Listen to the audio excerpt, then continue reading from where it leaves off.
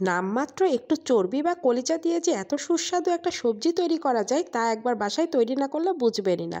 প্রথমে আমি রসুন কুচি তারপরে পেঁয়াজ কুচি দিয়ে এটাকে আমি মিনিট খানেকের মতো ভেজে নেব।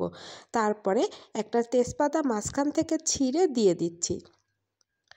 এখন আমি যোগ করব গরম মশলা, দিয়ে দিলাম এলাচ মুখ ফাটানো, দারুচিনি, লবঙ্গ দিয়ে আমি মশলাটা সুন্দর একটা ঘ্রাণ আসা পর্যন্ত ভেজে নিচ্ছি। তারপরে আমি বাটা মশলার মধ্যে দিয়ে দিচ্ছি রসুন পেস্ট 1 টেবিল চামচের একটু কম, তারপরে জিরা পেস্ট দিয়ে দিয়েছি, আদা পেস্ট দিয়ে দিলাম, এগুলো 1 টেবিল চামচ করে দিয়েছি। আর আদা পেস্টটা দিয়েছি 1.5 টেবিল চামচ পরিমাণ। আদার পরিমাণটা বেশি দিবেন, এই রান্নাতে আদার সুঘ্রাণটা বেশি ভালো লাগে। আর সবশেষে থাকবে একটা বাগার, এই বাগারটা কিন্তু মাস্ট দিবেন এই সবজির একটা মজার টেস্ট পাওয়ার জন্য।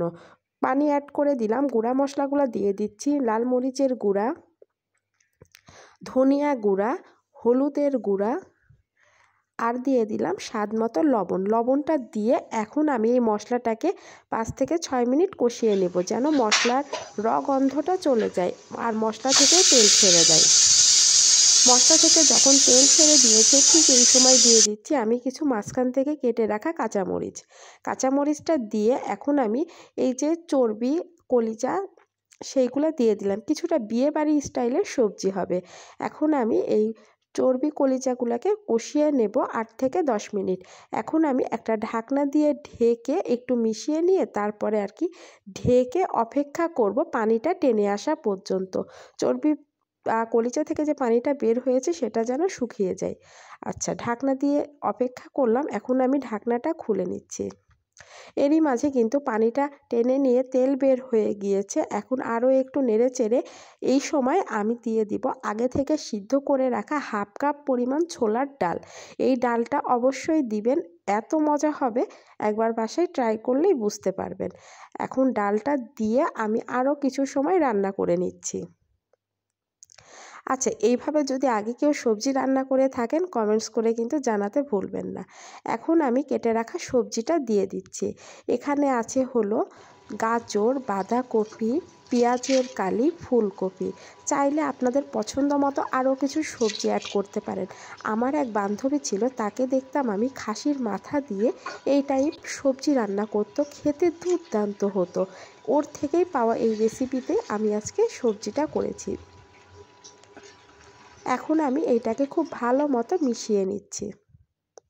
এই সবজিটা না রুটি পরোটার সাথে খেতে কিন্তু বেস্ট, তবে পোলাওয়ের সাথেও সাইড ডিশ হিসাবে করতে পারেন। এখন ঢেকে অপেক্ষা করছি আমি সবজিটাকে পানি বের হওয়ার জন্য। এই তো এরই মাঝে সবজিটা কমে গিয়েছে আর সবজি থেকে কিন্তু পানি ছেড়ে দিয়েছে।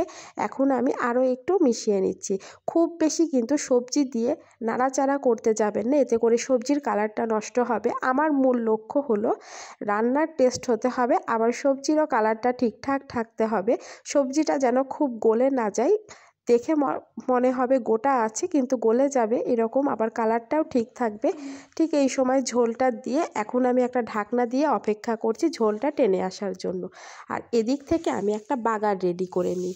এখানে আমি 1.5 টেবিল চামচ তেলের ভেতরে পেঁয়াজ কুচি, রসুন কুচি, 2টা শুকনা মরিচ দিয়ে কিছু সময় ভেজে নিয়ে দিয়ে দিচ্ছি আমি জিরাটা দিয়ে গোটা জিরা দিয়েছি। তারপরে এটাকে কালার আসলে এই তো বাগার দিয়ে দিলাম। এতে করেই তৈরি হয়ে গেল মজাদার ডাল সবজি।